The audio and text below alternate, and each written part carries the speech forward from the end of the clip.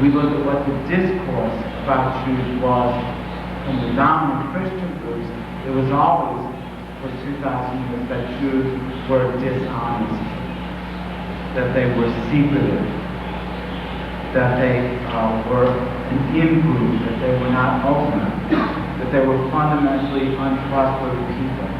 That meant that they had to be separated from civil society. They were polluted. In other words, people who are described on the negative side of these binary terms are stigmatized, polluted, in fact are considered to be, often quite sincerely by people in the core groups, considered to be dangerous. And, because they could undermine and destroy the civil society. Therefore, they should be separated from civil society, maintained in marginal positions, excluded, perhaps put in jail, exiled, or even murdered. So, for example, if we look at wars between civil societies and others, wars, let's say, by even very democratic societies like the United States, or maybe, let's say, the long history of wars between England and France, both of which were pretty civil societies, at least after the 17th century. We see that the other side is always described in terms of the least, as in terms of anti-civil characteristics. Because the only way that people in a civil society can justify murdering somebody is to describe them as completely unworthy and as very dangerous. So that we can use this set of binary oppositions to describe, to create a sense of dynamics, to show the issues of contestation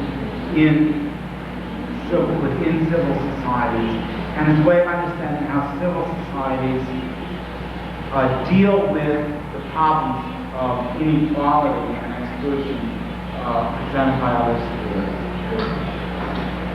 So that, let's say briefly, is a cultural language. Another level I want to describe is the role of institutions in civil society. A language is not contingent, it's not specific by definition. Institutions are organized material resources, are very contingent and specific. The way I think of it, I talk about two kinds of institutions, communicative and regulated institutions. The communicative institutions are obviously mass media, both in terms of its fictions, its novels, its movies, and its television shows, and in terms of cognitive mass media, namely newspapers and television news. You could say that the function, the purpose of a communicative institution is to broadcast messages that place the ongoing events of the society in all the spheres into a framework of civil society. Journalists and writers think of themselves as representing this utopian framework and of categorizing actors and institutions in terms of the positive and negative categories of the discourse of civil society. And we can see how both the fictions and the realistic evaluations of communicative institutions change over time in response to social movements of the right and the left. In other words, the communicative institutions provide the flexibility and dynamism of civil society. They create, their broadcasts tell us who are the members of civil society. None of us will meet more than a tenth of 1% of the people with whom we are members of civil society with. So we live in a world of fiction, of symbols. We have a certain sense of who all the other people are. This sense is provided by the communicative institutions of civil society, both cognitive and oppressive. Then there's a set of regulatory institutions, the most obvious of which is the law. The difference is that communicating institutions deal with persuasion, regulated institutions deal with coercion. They are not trying to change people's minds only. They also have sanctions behind them, which take the form of, let's say, declarations that have a final status. The law should be looked on as a regulatory institution of civil society. It refers to notions, it's based on notions of rationality, autonomy, and responsibility. It attributes those characteristics to actors in society.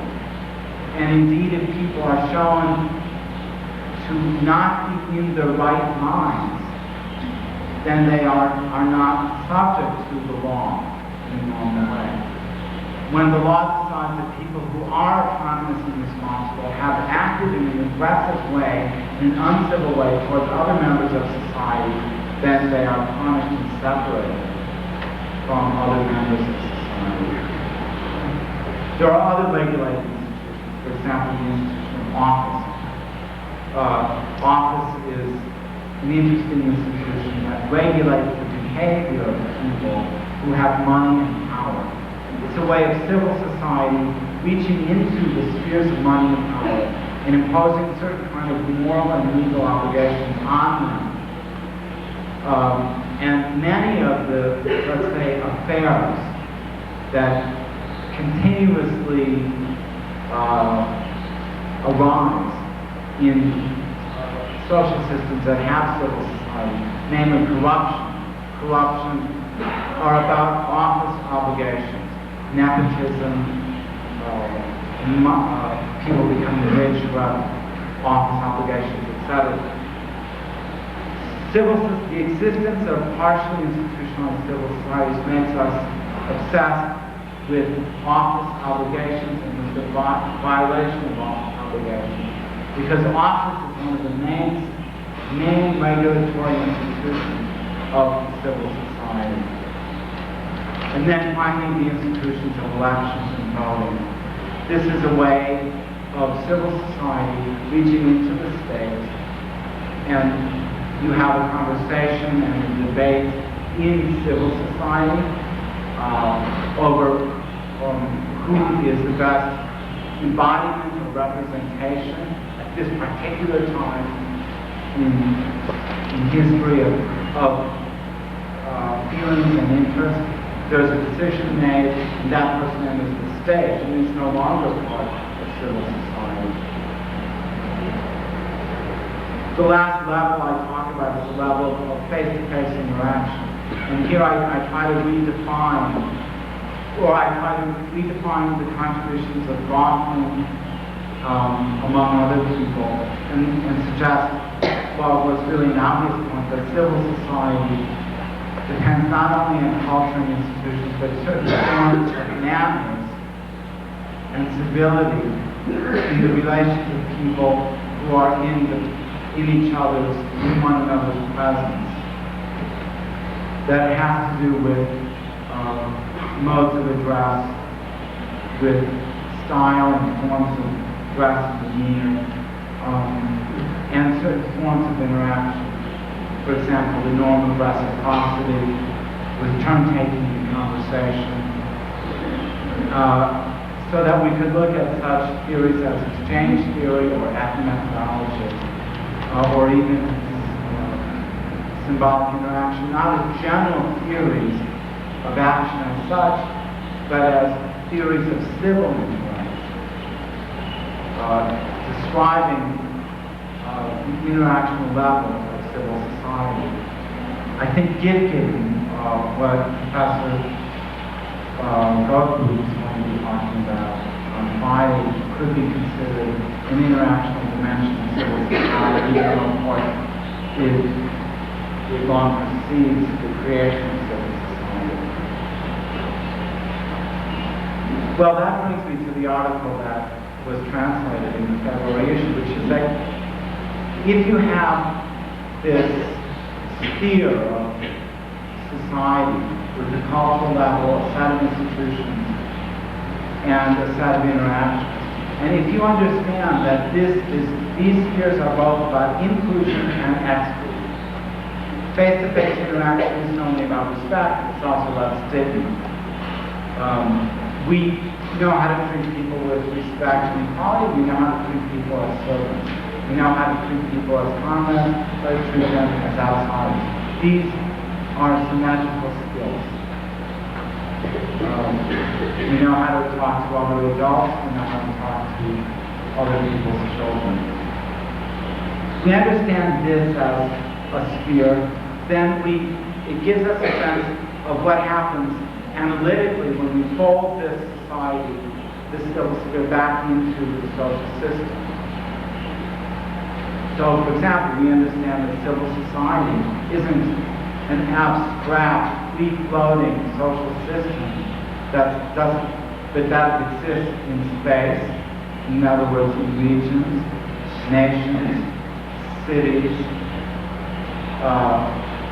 and in the world.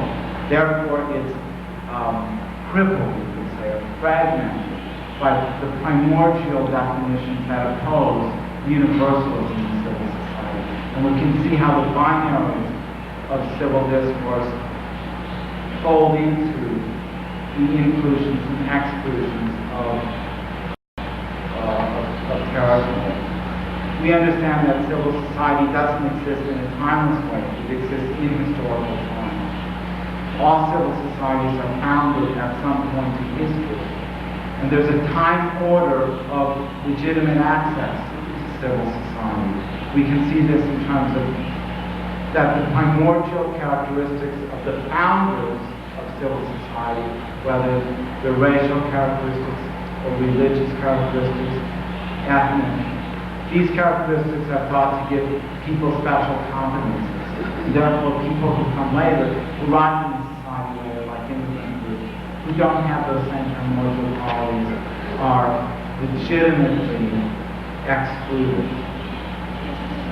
So issues of space and issues of time create a kind of primordial definitions that are forms of hegemony and that distort the universalism of civil society. What kind of people are rational? What kind of people are honest? What kind of people are open? What kind of people are not? And who can be legitimately excluded? Finally, we can see civil society becomes institutionalized in a functionally differentiated social system.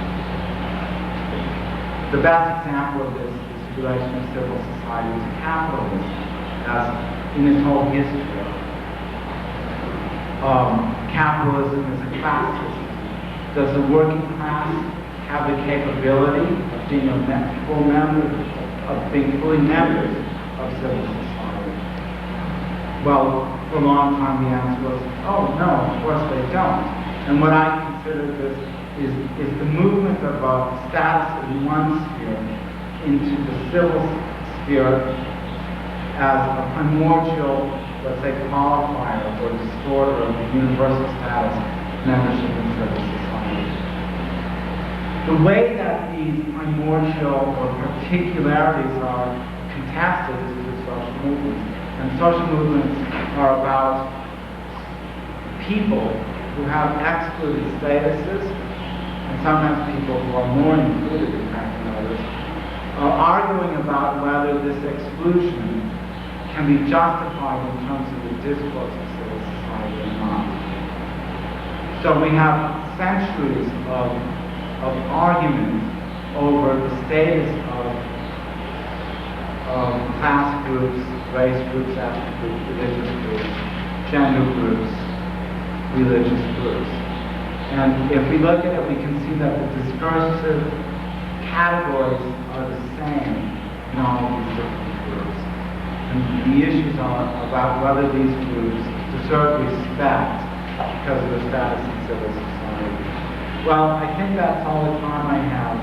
But as Jorge said, it's much easier to comment on a book not yet completed than to actually describe the book itself.